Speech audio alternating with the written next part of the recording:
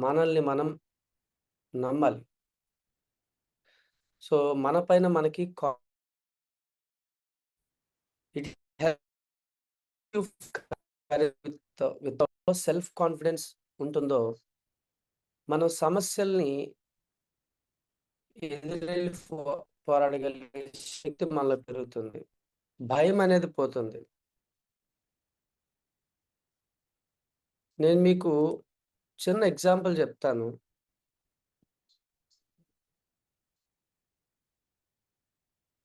Just second. Self confidence ఎలా build చేసుకోవాలి అనే విషయానికొస్తే, చూడండి ఇక్కడ నేను మీకొక బాటల్ చూపిస్తున్నాను.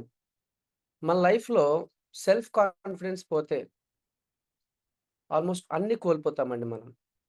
మన దగ్గర ఎంత డబ్బున్నా, మనం ఎంత ఎదిగినా, మనం ఎంత సక్సెస్ సాధించినా, సెల్ఫ్ కాన్ఫిడెన్స్ పోయిన రోజు మనం మళ్ళీ జీరో అయిపోతామండి. మన మైండ్ మనం ఎంప్టీ అయిపోతాం. సో, అసలు సెల్ఫ్ కాన్ఫిడెన్స్ అంటే ఏంటి? చూడండి ఈ బాటల్ అనేది మన మైండ్ అనుకుంటే, మనలో గనక కాన్ఫిడెన్స్ లేకపోతే మనము క్రష్ అయిపోతామండి. క్రష్ అయిపోతాం. అంటే మన చుట్టూ ఉన్న పరిస్థితులు, ప్రాబ్లమ్స్ మనల్ని క్రష్ చేసేస్తాయి. ఫెయిల్యూర్స్ మనల్ని క్రష్ చేసేస్తాయి. మన చుట్టూ ఉన్న వ్యక్తులు మనల్ని చులకనగా చూసి మనల్ని క్రష్ చేసేస్తారు. ఎప్పుడు? మనం ఎంప్టీగా ఉన్నప్పుడు. అదే మన మైండ్‌లో కాన్ఫిడెన్స్ అనే కాన్ఫిడెన్స్ అనే ద్రవాన్ని నింపినట్లయితే అది గూడా కొంచెం కాదు 50%, 20%, 30% కాదు ఫుల్‌గా కాన్ఫిడెన్స్ అనే ద్రవాన్ని మన మైండ్‌లో మనం నింపినట్లయితే కాన్ఫిడెన్స్ నాకు కొంచెం కాన్ఫిడెన్స్ ఉందండి. నా కాన్ఫిడెన్స్ ఇదండి అలా కాదు. Full confidence. ఎంత అంటే కంప్లీట్‌గా మన మైండ్‌లో వేరే ఆలోచన లేకుండా కంప్లీట్‌గా కాన్ఫిడెన్స్ అనే ద్రవాన్ని మన మైండ్‌లో మనం నింపి, బిలీఫ్ అనే క్యాప్‌ని గనక మనం పెట్టి, మన మైండ్‌ని లాక్ చేస్తే, సో, మన మైండ్‌ని లాక్ చేస్తే, ఇప్పుడు మనల్ని ఎవరు క్రష్ చేయలేరు. ఇప్పుడు మనల్ని ఎవరు క్రష్ చేయలేరు. అన్‌షేకబుల్‌గా మనముంటాము. అన్‌షేకబుల్‌గా మనల్ని ఎవరు షేక్ చేయలేరు. మన కాన్ఫిడెన్స్ గనక 100% ఉంటే లైఫ్‌లో ఏ ఫెయిల్యూర్ గూడా మనల్ని భయపెట్టదండి. ఎవ్వరు మనల్ని షేక్ చేయలేరు. అన్‌షేకబుల్‌గా ఉంటాం. ఎప్పుడు? 100% కాన్ఫిడెన్స్ నీలో ఉండి, బిలీఫ్ అనే క్యాప్‌తో నీ మైండ్‌ని లాక్ చేస్తావో, ఆ రోజు నీలో ఫియర్ అనేది ఉండదండి. అన్‌షేకబుల్‌గా ఎలాంటి సిట్యుయేషన్ వచ్చినా, ఎలాంటి పరిస్థితులు ఎదురైనా అన్‌షేకబుల్‌గా నిలబడతాం. That is what confidence. Confidence ఆ లెవెల్‌లో ఉండాలండి. ఈరోజు మనం జీరోలో ఉండొచ్చు. మన దగ్గర ఏం లేకపోవచ్చు. మన తల్లిదండ్రులు ఏమి సంపాదించమనకుండా ఇచ్చుండకపోవచ్చు. కానీ కాన్ఫిడెన్స్ అనేది మనలో నింపుకోగలిగితే, ఈ ప్రపంచాన్ని జయించే శక్తి సెల్ఫ్ కాన్ఫిడెన్స్. ఈ సెల్ఫ్ కాన్ఫిడెన్స్ అనేది ఎప్పుడు గూడా మనలో స్ట్రెంగ్త్‌ని పెంచుతదండి. ఏదైనా సాధించగలిగే శక్తిని మనకిస్తది సెల్ఫ్ కాన్ఫిడెన్స్ అనేది. ఎవరితో అయినా ధైర్యంగా మాట్లాడే శక్తి మనకిస్తది. ఏ విషయాన్నైనా అనర్గళంగా చెప్పగలిగే శక్తిని మనకిస్తది. ఎలాంటి ఛాలెంజెస్ అయినా రాని, యెస్ నేను చూసుకుంటా అనేటటువంటి ఒక ధైర్యాన్ని మనకిస్తదండి సెల్ఫ్ కాన్ఫిడెన్స్. కాబట్టి సెల్ఫ్ కాన్ఫిడెన్స్ ఎప్పుడు గూడా మనం కోల్పోకూడదు. Why self confidence? కాన్ఫిడెన్స్ అనేది ఎప్పుడైతే మనలో ఉంటదో, మన డెసిషన్స్ చాలా బెటర్‌గా ఉంటాయండి. ఒక మంచి బెటర్ స్ట్రాంగ్ డెసిషన్స్ మనం తీసుకోగలం. కొత్త ప్రయోగాలు మనం చేయగలుగుతాం. కాన్ఫిడెన్స్ మనలో ఉన్నప్పుడు. కాన్ఫిడెన్స్ లేకపోతే మనం ఏం చేయలేం. ఇది నా వల్ల కాదు అని వదిలేస్తూ ఉంటాం. అదే కాన్ఫిడెన్స్ లెవెల్ మనలో ఉంటే కొత్త కొత్త విషయాలు కూడా మనం ట్రై చేయగలుగుతాం. స్ట్రాంగర్ కమ్యూనికేషన్, ఎవరితో అయినా స్ట్రాంగ్‌గా ఏ విషయాన్నైనా కమ్యూనికేట్ చేయగలుగుతాం. ధైర్యంగా మాట్లాడగలుగుతాం. ఒక గొప్ప లీడర్‌షిప్‌ని చేయగలుగుతాం. ఎప్పుడైతే కాన్ఫిడెన్స్ మనలో ఉంటుందో. చూడండి, ఆ కాన్ఫిడెన్స్ లేనప్పుడు ఏమవుతుంది? మిమ్మల్ని ఏం ఆపుతుంది? మనలో కాన్ఫిడెన్స్ గనక లేకపోతే ఫియర్ ఆఫ్ ఫెయిల్యూర్స్. ఒక ఫెయిల్యూర్ వస్తే మనం భయపడిపోతాం. ఒక చిన్న ఫెయిల్యూర్, ఈరోజు ఇది జరగలేదు, లేదంటే ఇది నేను అనుకున్నాను ఇది అవ్వలేదు అని ఒక చిన్న ఫెయిల్యూర్ ఎదురవ్వగానే మనం భయపడిపోతామండి. వదిలేస్తాం. కానీ మనలో ఎప్పుడైతే కాన్ఫిడెన్స్ ఉంటుందో failure is a part of success అని మన మైండ్ మనకు చెప్తది. Yes, failure is a part of success. ప్రపంచంలో ఫెయిల్ అయిన ప్రతి వ్యక్తి సక్సెస్ అయ్యారు. ప్రపంచంలో సక్సెస్ అయిన ప్రతి వ్యక్తి లైఫ్ జర్నీలో ఫెయిల్యూర్ ఉంది. వితౌట్ ఫెయిల్యూర్ ఎలాంటి సక్సెస్ జర్నీ ఇప్పటి వరకు లేదండి. సెల్ఫ్ కాన్ఫిడెన్స్ లేకపోతే నెగెటివ్ సెల్ఫ్ టాక్స్. మన గురించి మనం నెగెటివ్‌గా అనుకుంటాం. నా వల్ల కాదు, నేను చేయలేను, సో నాకు లక్ లేదు అని ఎప్పుడు కూడా సెల్ఫ్ నెగెటివ్ మాట్లాడుకుంటూ ఉంటాం అన్నమాట. అదే కాన్ఫిడెన్స్ మనలో ఉంటే పాజిటివ్ థింకింగ్, ప్రతిది యెస్, ఐ కెన్ డూ, నేను చేయగలను, ఇది నా వల్ల మాత్రమే అవుతుంది, ఇది నేను చెప్తే నాలా అంటే ఇంకెవరో చెప్పకూడదు, అలా నేను చెప్పాలి అనేటటువంటి ఒక పాజిటివ్ థింక్ అనేది బిల్డ్ అవుతుందండి. సో, కాన్ఫిడెన్స్ లేని వాళ్ళు ఎప్పుడు గూడా ఎదుటి వాళ్ళతో కంపేర్ చేసుకుంటారు. సో, ఎప్పుడు గూడా లైఫ్‌లో ఒక్కటి గుర్తుపెట్టుకోండి. ఎప్పుడు గూడా ఎదుటి వాళ్ళతో కంపేర్ చేసుకోవద్దు. ఎవ్వరితోనైనా గాని. అది ఎవ్వరైనా, నీ అప్‌లైనర్ నువ్వు నీకంటే గొప్పవాడు ఎవరు లేడని నువ్వు ఫీల్ అవ్వాలి. ఎప్పుడు కంపేర్ చేసుకోకూడదు. శివ సార్ మాట్లాడతారు కదా! అందుకే ఆయనకి డబ్బులొస్తాయి. అందుకే ఆయన మీటింగ్‌లు చెప్పగలుగుతున్నాడు. నాకు మాట్లాడడం రాదు. Yes, improve your skill. ఎప్పుడు గూడా కంపేర్ చేసుకొని మనల్ని మనం తగ్గించుకోకూడదండి. Improve your skill. ఈరోజు గోపి గారు మాట్లాడుతున్నారంటే చూడండి, వినీలమ్మ ఎంత చక్కగా ఫస్ట్ రోజు తను ఎలా ప్రెజెంటేషన్ ఇచ్చింది, ఈ రోజు ఎలా ప్రెజెంటేషన్ ఇచ్చింది. స్కిల్స్‌ని ఇంప్రూవ్ చేసుకుంటున్నారండి. ఎప్పుడు కూడా కంపేర్ చేసుకోవట్లేదు. సో, మనం ఎప్పుడు కూడా ఎదుటి వాళ్ళని కంపేర్ చేసుకొని, ఎదుటి వాళ్ళ ముందు గొప్ప అనిపించుకోవడానికి పాసిబుల్ అవ్వదండి.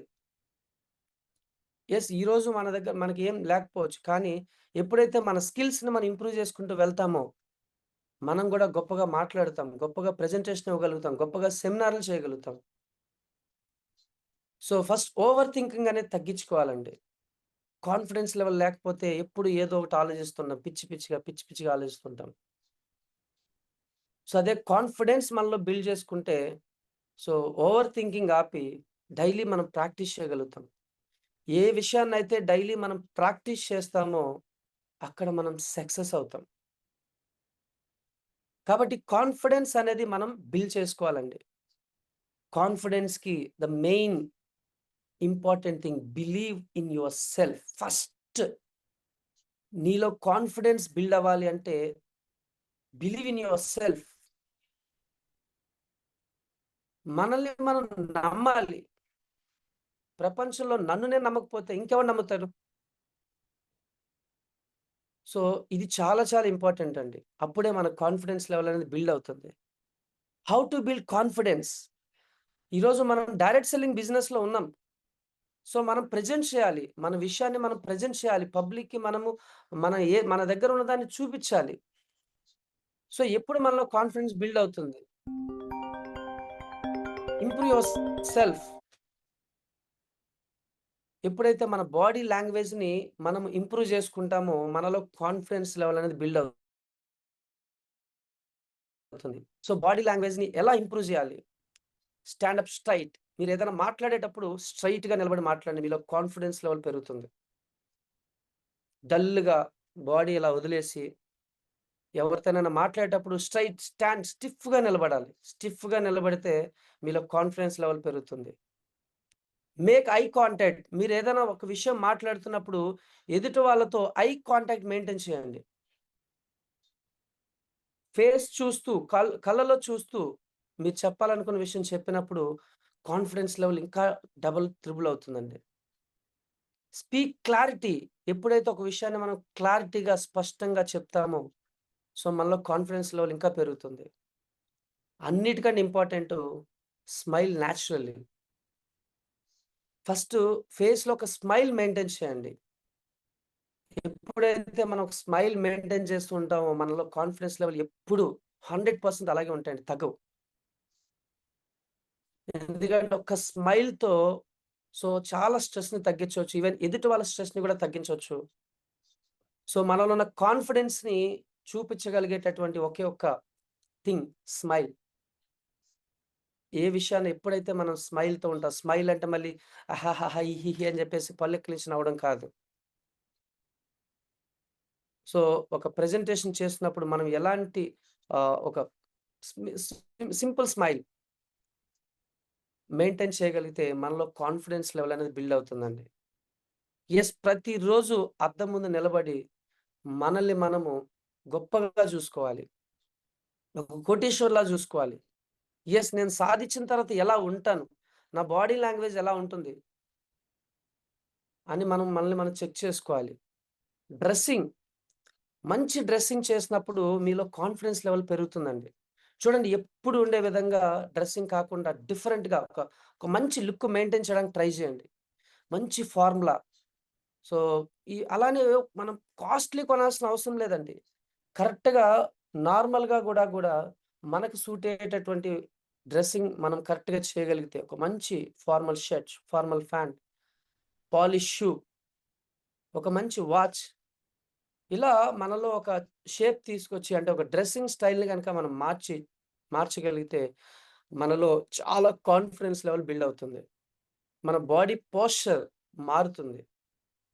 ఒక సక్సెస్‌ఫుల్ పర్సన్ ఎలా ఉంటాడో అలా మనల్ని మనం చూసుకోవాలండి. సక్సెస్ అయిపోయిన తర్వాత మనం ఎలా ఉంటామో మనల్ని మనం చూసుకోగలగాలి. అప్పుడే మనలో కాన్ఫిడెన్స్ అనేది బిల్డ్ అవుతుంది. కాన్ఫిడెన్స్‌కి సింపుల్ ఫార్ములా అండి. Simple formula. మనలో కాన్ఫిడెన్స్ బిల్డ్ అవ్వాలి అంటే ఒక చిన్న formula positive thinking plus practice plus consistency. This is confidence formula.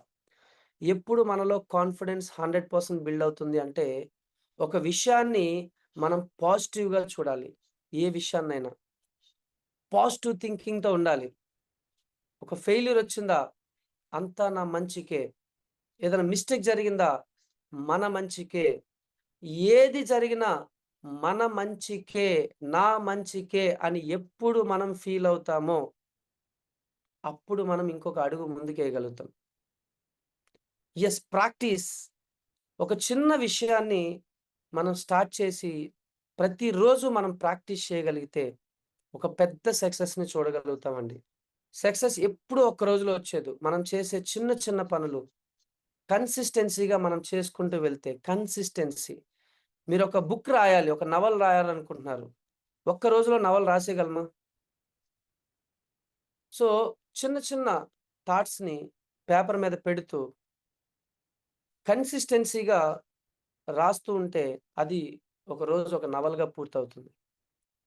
ఒక్క రోజులోనే మనం సిక్స్ ప్యాక్ చేయాలంటే అవ్వదండి. ప్రతిరోజు కన్సిస్టెన్సీగా ఫస్ట్ నేను చేయగలను. నా వల్ల అవుతుంది. నేను ఫిట్‌గా అవ్వగలను అని ఫస్ట్ మనల్ని మనం నమ్మి ఒక విషయాన్ని ప్రాక్టీస్ చేస్తూ కన్సిస్టెన్సీగా చేయడం వల్ల ఆటోమేటిక్‌గా మన బాడీ షేప్‌లో ఒక మార్పనేది వస్తుంది.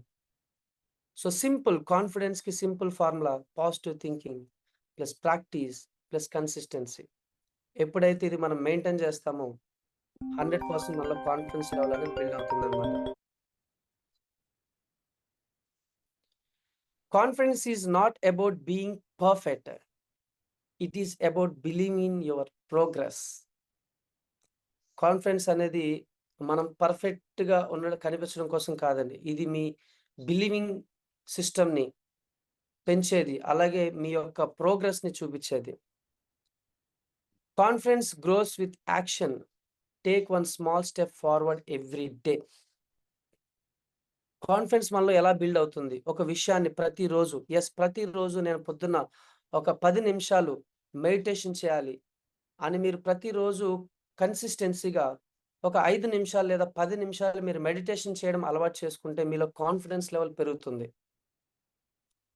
ప్రతిరోజు లేచేదానికంటే ఒక 10 నిమిషాల ముందు నేను లెగాలి అని ఒక అలవాటు పెట్టుకొని మనం కొంతకాలం చేస్తే మనలో కాన్ఫిడెన్స్ లెవెల్ బిల్డ్ అవుతుంది. మనలో ఉన్నటువంటి బ్యాడ్ హ్యాబిట్స్ ఏవో మనం ఐడెంటిఫై చేసి దాన్ని ఒక్కొక్కటిగా మార్చుకోవాలి.